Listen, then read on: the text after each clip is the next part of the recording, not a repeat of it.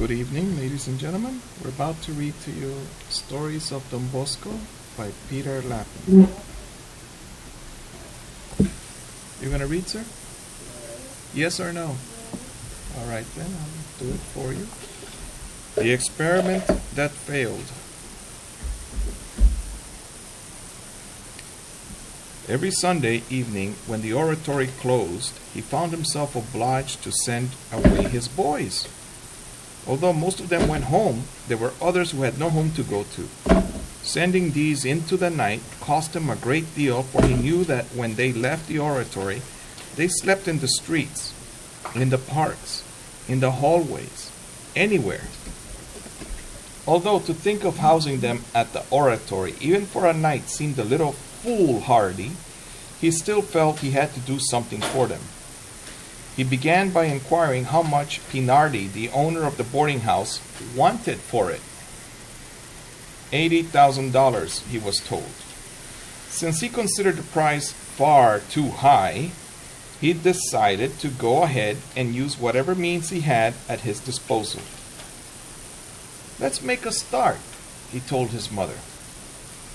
They cleared out an old hayloft, making space for about a dozen beds. But beds were expensive and Don Bosco had no money. Mama Margaret overcame this difficulty by stuffing a few old sacks with straw, throwing a sheet over them, adding some army blankets, and a dozen makeshift beds were ready.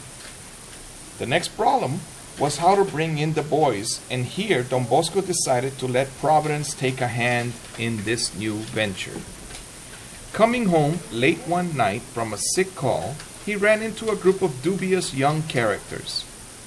Suspecting that they might be out for trouble, he decided that the best way to handle them would be to put up a cheerful front. "Good evening, my friends," he greeted them. How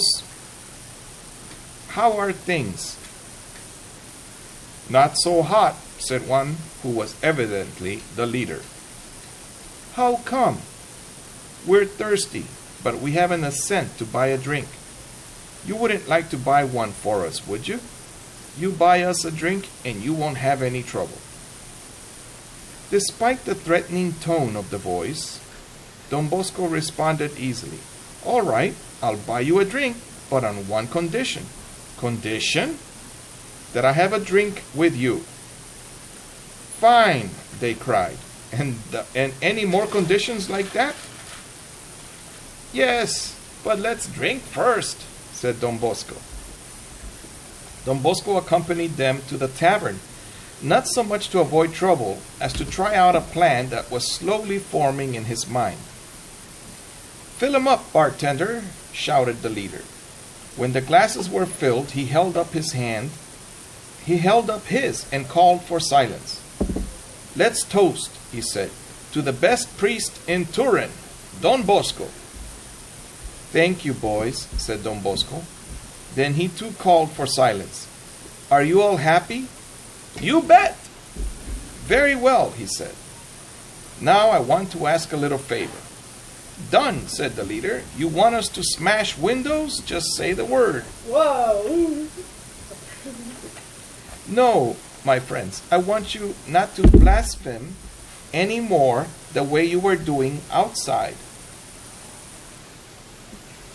"Sounds odd," was their reaction. "Well, we'll give it a try. And I want you to visit me this Sunday afternoon at the oratory. You'll enjoy yourselves." He finished his wine, and now, boys, let's break it up and go home. "Home?" echoed some of the boys. "We have no home to go to." Now you see how it's different?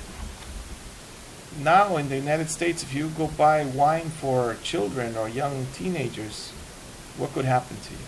You can go to jail. Yes. If you get Or caught. you could get in trouble. Not from jail, but You could get in trouble.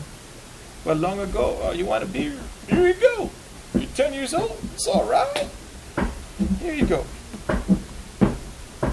"Where do you sleep?"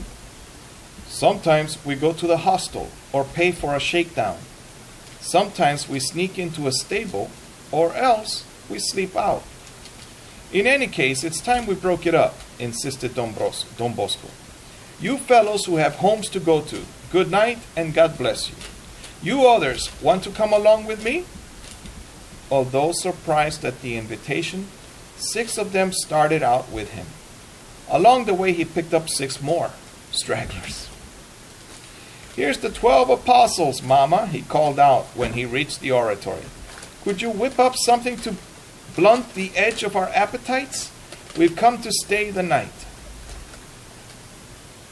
Margaret was hard pushed to find enough food, but she managed. When the boys had eaten, Don Bosco brought them to the new dormitory, recited a prayer with them, and wished them good night.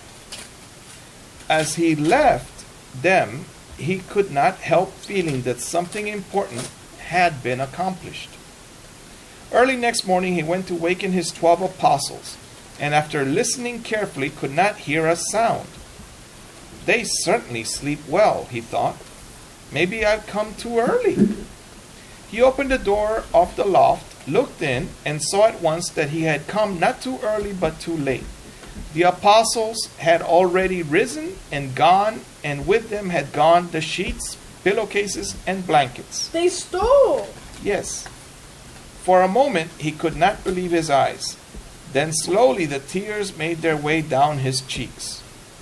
With head bowed, he closed the door behind him. What will you do now, John? Asked his mother. I'm not so sure, he said. I suppose I'll have to try again and hope for better luck next time. That's it? Yes, sir. Wow. So, Those kids are bad. what's amazing is that I'm about to do the same thing. What do you mean?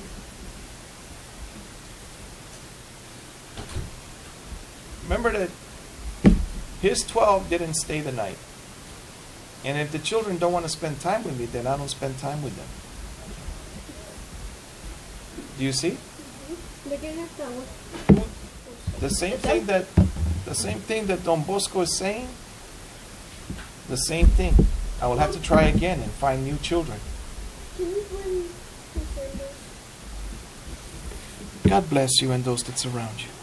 Good night, my friends.